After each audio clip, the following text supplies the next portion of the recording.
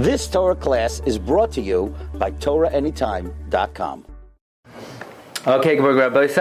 Today is the 10th day of Teves, Tafshin Ayin Vav. We've mentioned in the past that Asar B'Teves is unique among all the Tanaisim in that while Tisha B'Av, 5 tsaros happened on Tisha B'Av. The Mishnah says at the end of Masechta Tainis 5 tragedies happened on Tisha B'Av, and the Mishnah says 5 tragedies happened on Shiva Asar B'Tammuz.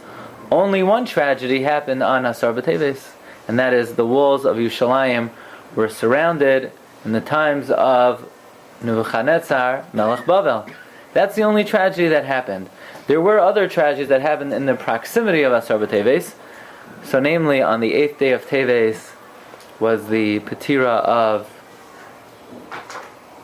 Ezra HaSofer, and they commissioned the Torah to be translated into Greek, and the 9th day was the yahrzeit of Nehemiah ben Chaklaya. The Gemara Sanhedrin identifies him as Zerubbabel.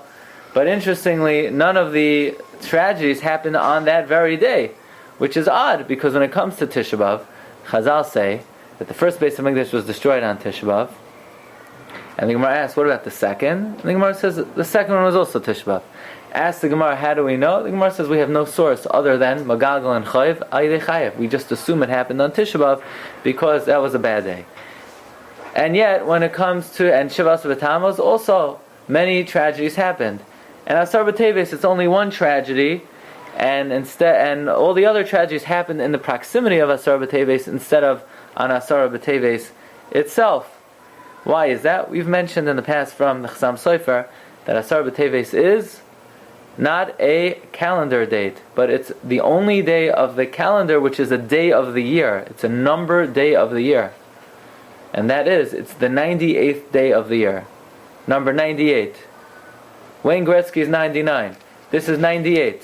No confusing. What's my So, what's the significance of 98? Well, we know there are 98 klalos in the Teichacha. It's a very ominous day. This is a day that represents the klalos of the Teichacha of Parshas Kisavai. Parshas Kisavai, there are 98 curses. This is the 98th day of the year. How is that?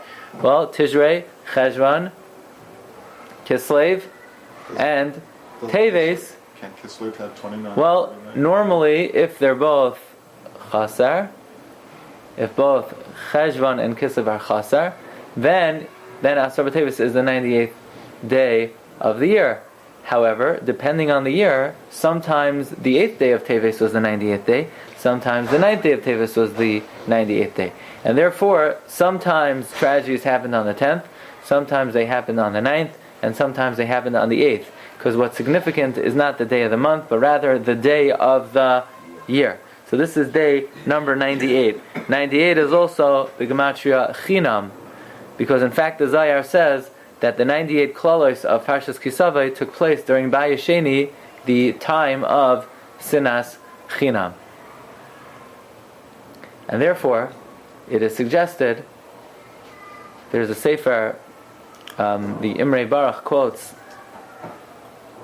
the Rosh Kollel of Ger, who says, Rabbi Shlomo Fisher, who says that if today is the 98th day of the year, and it's significant because it represents the 98 klalos of the Teichacha, the Gematria Chinam, then we have another issue that we need to deal with, and that is all the other fast days, all the tragedies happened on them because Klal Yisrael did an Avera first. First we did an Avera, and then they became days of tragedy. So for instance, Shiva Asar B'Tammuz, what Avera did we do? We Chet HaEgal. So once we sinned with the Egel, so it became a day of tragedy. It became the day of Moshe broke the Luchais, and the walls were breached, and all the other tragedies that happened on Shiva Asar B'Tammuz. And Tisha B'Av, the Avera was the Chet HaMeraglim. But what Avera did we do that precipitated Asar B'Teves? So it suggested that the Avera was Mechiras Yosef. Mechiras Yosef happened today. What's the proof? We don't have a proof. But, according to what we're saying, we could suggest as follows, that since the significance of Asar B'Teves is day 98, 98 is B'Gematria Chinam, what greater act of sinas chinam was there than the sale of Yosef HaTzadik?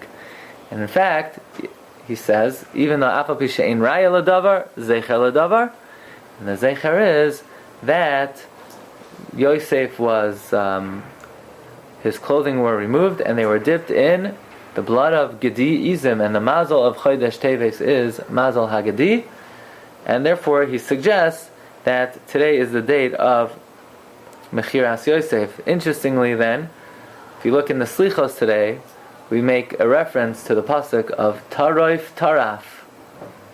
What does that have to do with anything? Why are we invoking that pasuk of Taroif Taraf?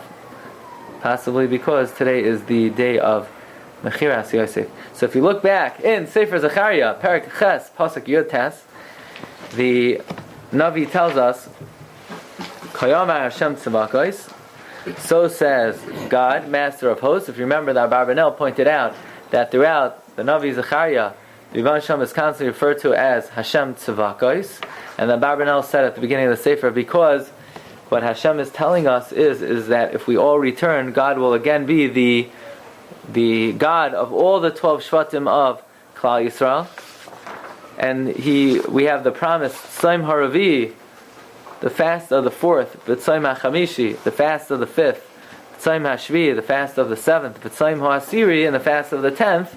So we have 4 Tanesim that are alluded to: the fast of the 4th month of the year, which is Tammuz, and the Tzayim HaChamishi is Tisha B'Av, and the Tzayim HaShvi is Tzayim Gedalia, and Tzayim HaAsiri is today.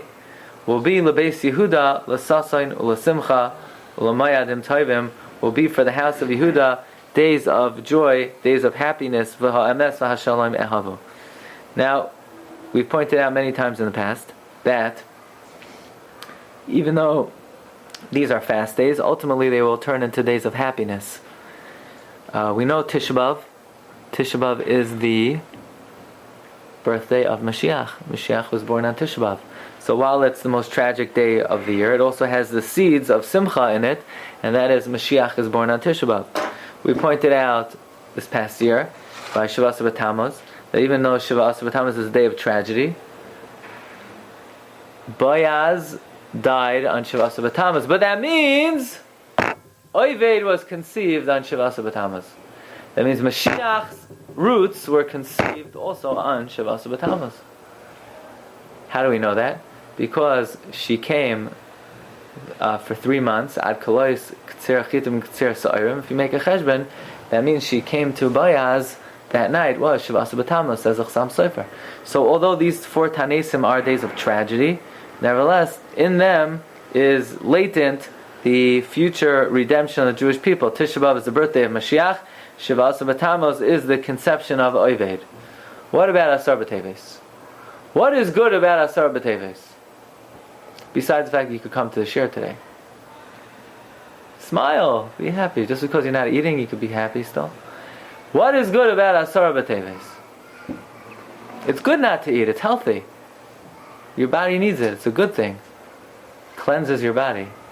Many benefits of fasting. But also you could think much clearer. On a fast day, Baruch Hashem, your mind is not bogged down by any impurities of food. Your mind is able to work.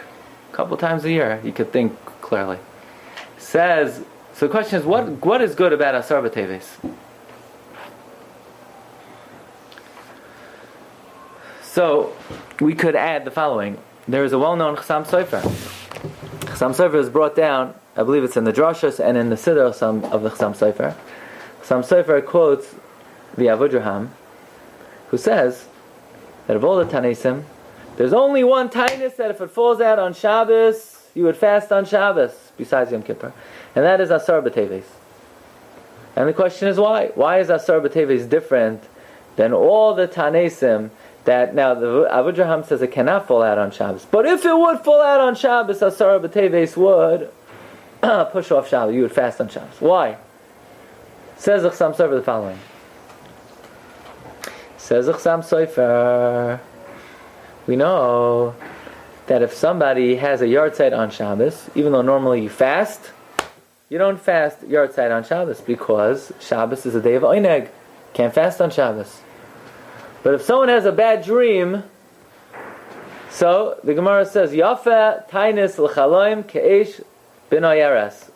Fasting abolishes the omen of a bad dream. So you're allowed to fast tainis chaloim on Shabbos. You're not allowed to fast tainis yartzeit on Shabbos. Why not? What's the difference? Why are you allowed to fast tainis chaloim and you're not allowed to fast tainis yartzeit? Says Chassam Sofer, because tainis yartzeit, you're crying over spilled milk. What happened. What's your tainis going to accomplish? The answer is because you feel bad. Well, you can't feel bad on Shabbos. Shabbos is a day of Eineg. However, tainis chaloim has the possibility to rectify something for the future. And that is, you had a bad dream. It has a bad omen. If you fast, you will abolish the portent of the bad dream. So you're accomplishing something for the future. So that type of fast, you're allowed to fast on Shabbos. A fasting over the past, you cannot fast. A fasting over the future, you may fast on Shabbos. Says Chassam Sofer. If Tisha B'Av falls out on Shabbos, you cannot fast. You know why? What are you crying over? You're crying over spilled milk. It's the past. You're crying, it will not rectify anything. You cannot fast on Tisha B'Av on Shabbos. However, Asara B'Teves is the beginning of the process. What does that mean, the beginning of the process? Well, we know there was a 4-step process of Churban. First, Nebuchadnezzar surrounded the walls. Then he breached the walls. Then he destroyed the Beis HaMikdash. And then the last ray of hope was extinguished with the assassination of Gedaliah. So Asara B'Teves is the beginning of the process. Which means every year on Asara B'Teves, God convenes His Bezdin Shalmala. Whether this year we're going to have to endure this process again, because we know the Jewish calendar is a recurring calendar. That means every year when we reach a certain calendar date, it's as if it happens again. So on Asara B'Teves, Rebbeinu Shalom convenes Bezdin Shalmala, and they decide, will there be a process of Churban this year? Will there be a repeat of the surrounding of the walls of Yerushalayim, the breaching of the walls of Yerushalayim, the destruction of the Beis HaMikdash, and the assassination of Gedaliah? Will this process repeat itself, or will it not? Therefore, fasting on Tisha B'Av, you're crying over spilled milk. It was already predetermined. It was already determined that this year we endure the process of Churban. Asara B'Teves is the beginning of the process. So therefore, the Bezdin Shalmaila is convening whether this process will repeat itself. And therefore, to fast on Asara B'Teves, it has the ability to rectify for the future. In other words, we're fasting Asara B'Teves. We're saying, Rebbeinu Shalom, we don't want to go through the process this year. In other words, on what day of the year does God decide whether there will be Tisha B'Av or not? Today, Asara B'Teves. So, in the past we've explained that Tisha B'Av has the seeds of Geula, the birth of Mashiach. We explained how Yud Zayin B'Tammuz has the seeds of Geula. But we never pointed out, Asara B'Teves certainly also has the seeds of Geula, because today is the day that God determines whether the process will repeat itself. And if we are successful in our tainis and our tefillos and our learning today, then hopefully the Rebbeinu Shalom will decide that Taka Tzaim Ha'asiri Yeh Lebeis Yehuda L'Sasain U'Lesimcha. Okay, so let us look at the end of Parak Yud Beis. The pasuk says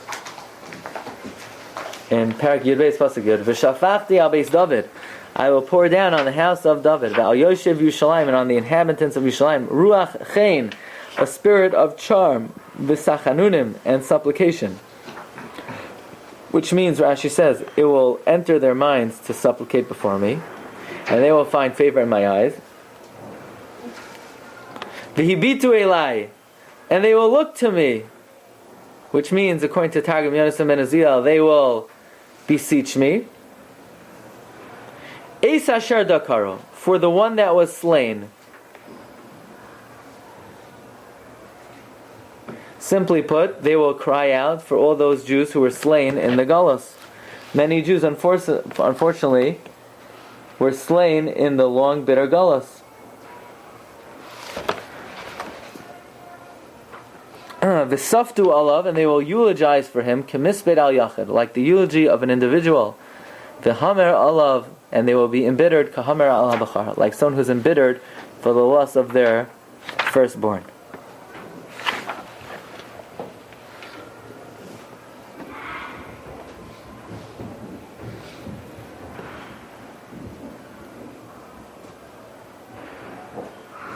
In other words, the protection that Hashem offers the Jewish people at that time will be so complete that if they even lose one person, it will be so tragic as if they lost their only son. However, we have a tradition that this pasuk is not referring to the death and the slaughter of any Jew, but specifically referring to one specific assassination. Who is this referring to? It says Gemara in Sukkah on Daf Nun Beis Amud Aleph. Says the Gemara on the pasuk, "V'hibitu Eli es asher dakaru b'safta olav k'mzah yachid al Mashiach ben Yosef shenerag." This refers to Mashiach ben Yosef. Mashiach ben Yosef. Who's Mashiach ben Yosef? Doesn't say Amai Chumash Mashiach ben Yosef. It doesn't say Amai Navi Mashiach ben Yosef. It doesn't say Amai Ksubim. How many times was Mashiach ben Yosef mentioned in Tanakh? 0. So what does this? What does Chazal mean? Mashiach ben Yosef. Who said there is Mashiach ben Yosef? Well, the Radak says exactly. Who says there's Mashiach ben Yosef? Says Radak, Razal appears on Mashiach ben Yosef. V'tama ani lefi perushay eich sasmu v'lo yizachru klal. Amatmiya on the comments of Chazal, how could they just say that this pasuk refers to Mashiach ben Yosef? He's not mentioned here.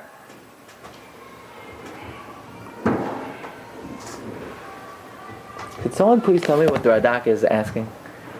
The Gemara says it refers to Mashiach ben Yosef. So what does Radak have a problem with the Gemara? Didn't the Radak know that Torah Sheba'al Peh was given on Har Sinai? Wasn't he a mammon in Torah Sheba'al Peh? How could he challenge Chazal? Chazal say that the assassination referred to here is who? Mashiach ben Yosef. Eis asher dakar. Rashi also says, Kemisbeit al hayachid, kasher yisbeit ishal ben yachid. Rabbi Seinu darshu al Mashiach ben Yosef shenerag b'Masechta Sukkah. Doesn't mean Mashiach ben Yosef was killed in Masechta Sukkah. I mean, it's mentioned in Mashiach in Masechta Sukkah that he's killed. But the Radak says, "V'tama ani lefi perusha eich sasmu v'lo yizachru klal." I don't understand the Divrei Chazal. What do you mean you don't understand? That's what Hashem told Moshe Rabbeinu on Har Sinai. So what's the pshat? No? Who's going to say? The answer is, and we've said this many times, especially recently on Parsha Vayeshev, there's a rule, Ein mikra yotzei minei pshutai, that every pasuk has a simple interpretation. The Radak is not saying he doesn't believe the tradition of Chazal or he doesn't accept the tradition of Chazal. Of course he accepts it, and of course that is a valid pshat. The question is, what is the pasha pshat in the pasuk? The Radak rejects that this pasuk Pipshuta refers to Mashiach ben Yosef, considering the fact that the verse itself makes no allusion to Mashiach ben Yosef. Okay. Next pasuk. Next pasuk, one of the most well-known psukim of all of Tanakh.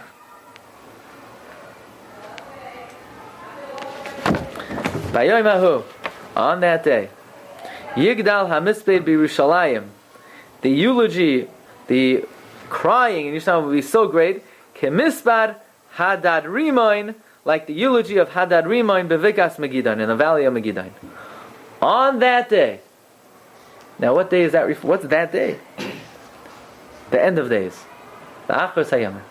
On that day, the eulogy will be as great as the eulogy of Hadad Rimoin in the valley of Megiddo. Now, I've been to eulogies. I was never at the eulogy of somebody by the name of Hadad Rimoin. Anyone here go to a levaya and say, who's there? Who's in the coffin? Yeah, it's good old Hadad Rimoin. Anyone here ever go to Hadad Rimoin's eulogy? I didn't think so. Maybe you don't remember. You're fasting, it's hard to remember. But I could say very confidently, nobody in this room ever went to the eulogy of Hadad Rimoin. Who is Hadad Rimoin? And even if you did go to his eulogy, I guarantee you one thing, it was not in the valley of Megiddo. So what's this talking about? So we need to look at another Gemara. This Gemara is at the end of Ma'ikatan. Gemara says in Ma'ikatan, they have to darshan this pasuk.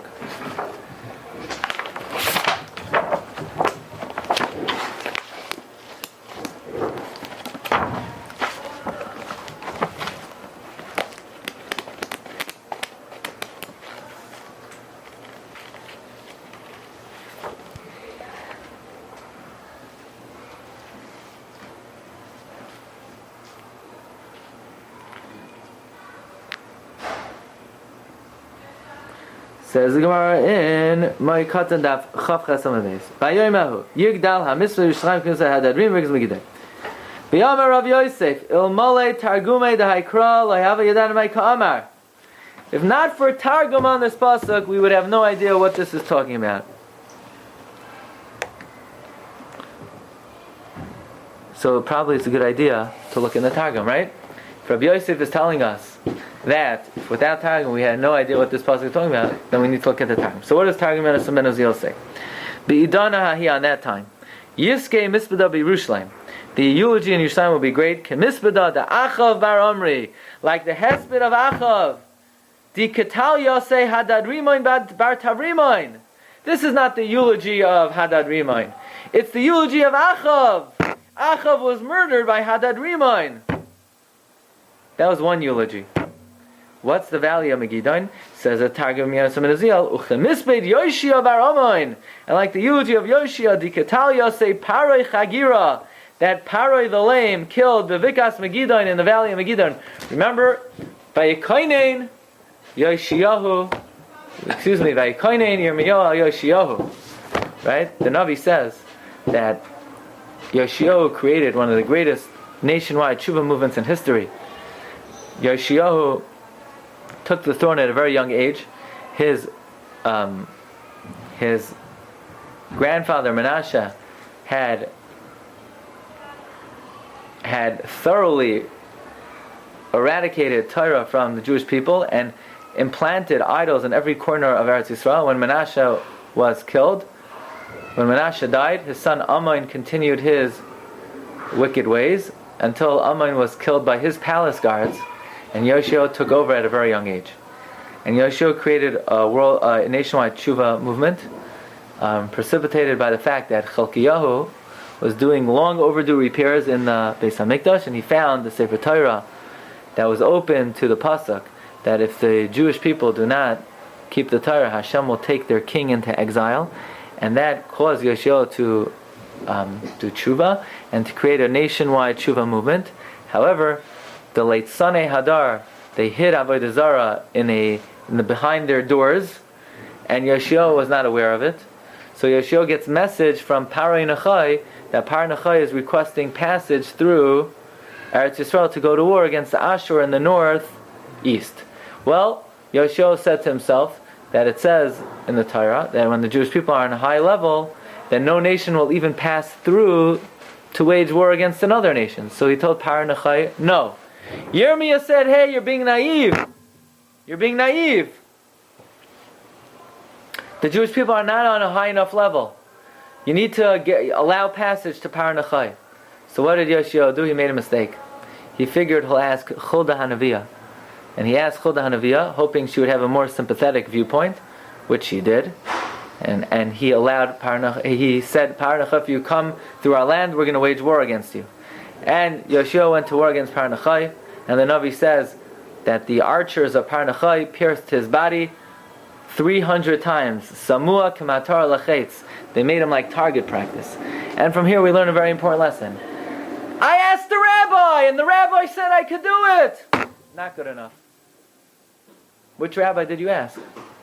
You asked a rabbi? No. You got to take it to the top. Chulda was a Neviah. Wrong. There's a Gadol Hadar. There's Yirmiyah HaNavi. I don't care if you ask the rabbi. Not good enough. Not a heter. Yeah, my rabbi knows his stuff. You better make sure he knows his stuff. Not good enough. He asked Chulda. Can't just ask anybody. The Piskei Tshuva says, yeah, I don't like to call the rabbi. I know a guy, he knows his stuff, so I ask him my shaylas. If he tells you the wrong answer and you follow him, you're considered mazid. Piskei Tshuva says that if you ask the loimdim and you don't ask the poskim hamiforsamim, you're considered mazid. That's what happened here. Okay, so there were two great eulogies in history. One was the eulogy of Achav, and one was the eulogy of Yoshio HaMelech. And the murder of Mashiach ben Yosef will be very tragic, will be like those two terrible episodes. The Gemara Masechta Sukkah Daf Nun Beis mentions another interpretation of who will be killed on that day and why the eulogy will be so bad, it refers to the eulogy of the Yetzirah. On the day the Yetzirah is slaughtered, it will be very sad. You hear this? Herstamais over here. At the end of days, we're going to shech the Yetzirah. What will be so tragic? Won't it be a day of happiness? Can't wait until we shech the Yetzirah. Take that shechita knife. Shecht him. No. The Gemara says it's going to be a tragic day. Why? Because Kedidarash Rabbi Yehuda la'asa lavai mevi HaKadosh Baruch Hu Yetzirah. Hashem's going to bring the Yetzirah v'sheichta b'fnei tzadikim. He's going to shech the Yetzirah for the tzadikim b'fnei Rishon. Tzadikim nidmal hem kahar gavaya. The tzadikim are going to look at the Yetzirah. How in the world was I able to conquer the Yetzirah? It's going to appear so big. Urishayim nidmal hem kachar asayra. To the wicked, the Yetzirah is going to look like a little thread, and the Rishon are going to say, "How could I not overcome?" Halalu boichin, halalu boichin. Both the tzadikim and Rishon will cry. Tzadikim boichin va'imrim heich yechalnu lichbash har gavaya. Because the tzadikim will cry, how were we able to conquer such a high mountain? Or Rishon boichin, the wicked will cry, va'imrim heich lo yechalnu lichbash zechar asarza. How were we not able to overcome this little hair?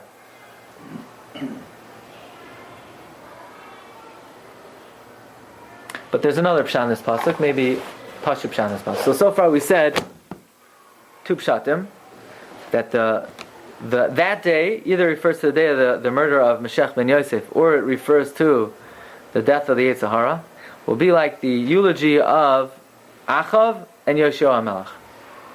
There's another interpretation of this pasuk given by Rav Simcha Wasserman, Zecharia Levracha, that at the end of the days there's going to be a tremendous eulogy.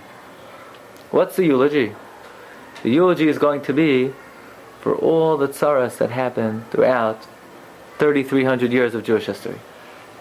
It's going to be a eulogy for those who were slain by Bayis Rishon, Bayis Sheni, crusades, pogroms, Inquisition, Holocaust. Why then? Why then? So Simcha Wasserman says this as follows. The pasuk says in Yechezkel, "V'hasiroisi leiv ha'even mikir b'cha." I'm going to remove your heart of stone.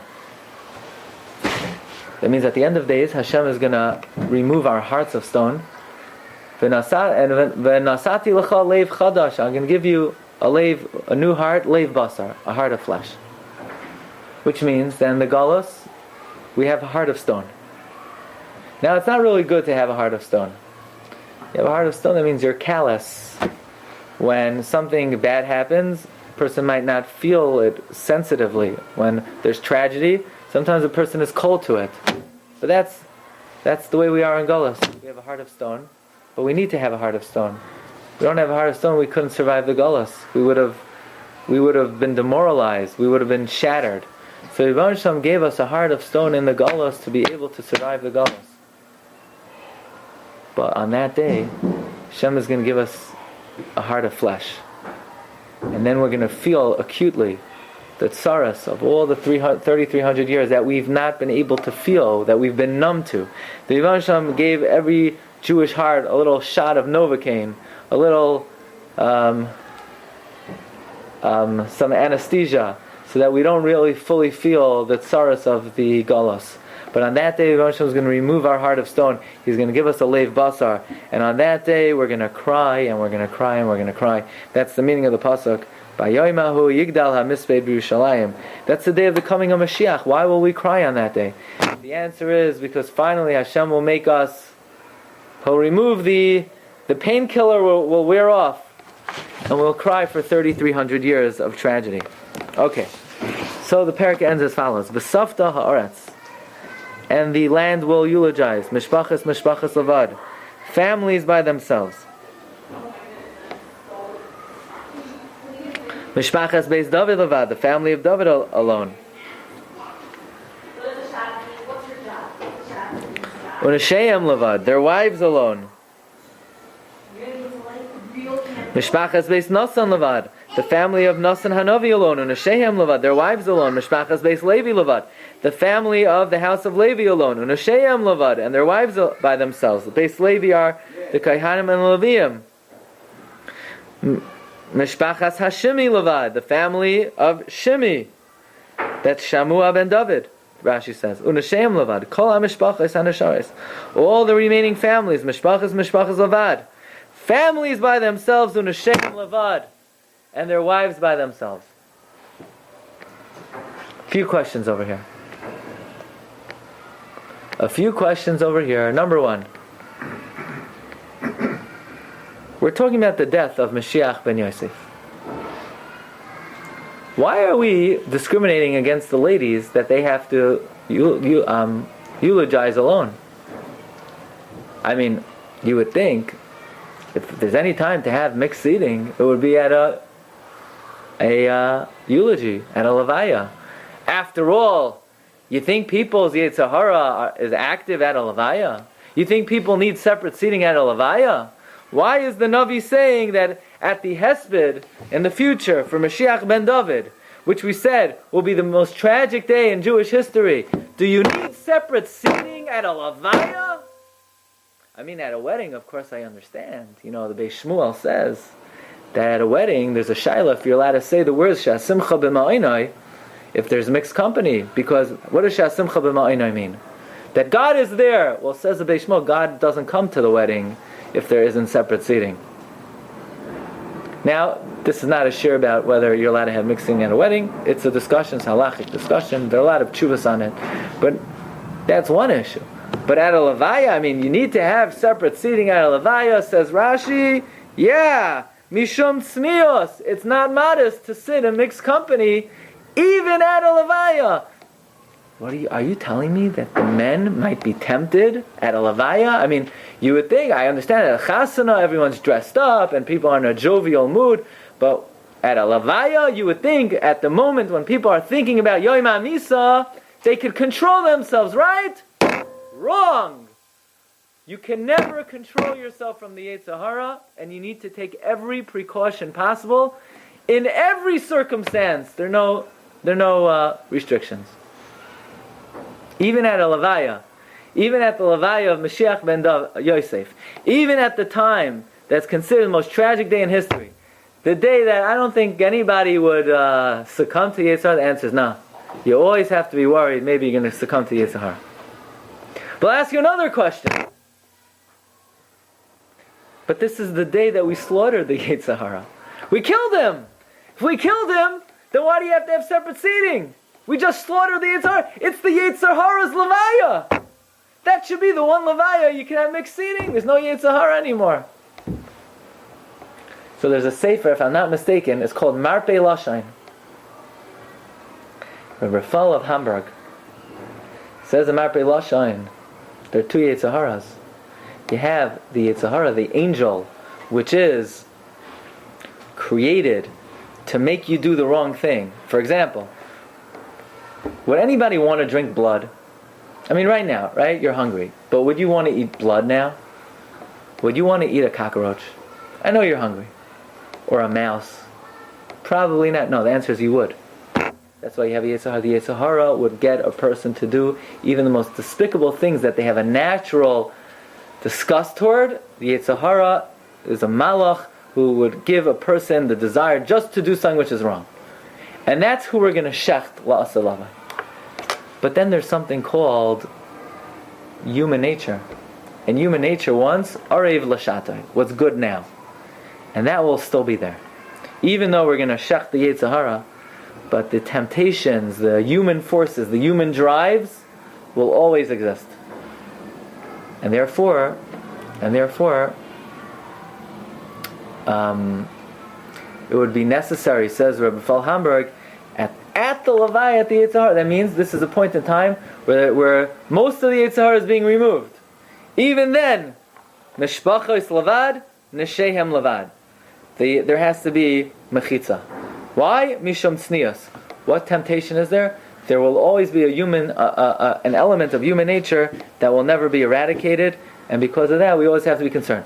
I'll tell you, Yom Kippur, right? If I would ask, when do you think a man would be above temptation? Yom Kippur. I mean, you're sitting the whole day.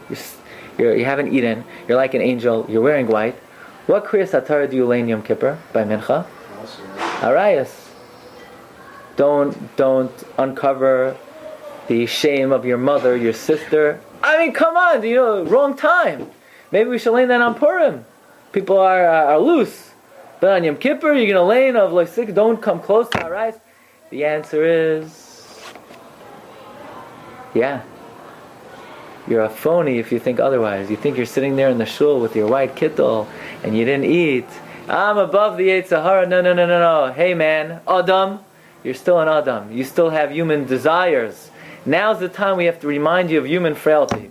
So from here we see how important it is for a person never to underestimate the power of the Zecharia. The moment a person thinks, I'm above the Zecharia, that's a moment that they fall prey to the Zecharia. Even at the death, Mashiach ben Yosef, the Levaya of the Zecharia, even then, Mishpachos Levad Unashayim Levad. Boisai, have a great day. You've just experienced another Torah class brought to you by TorahAnytime.com.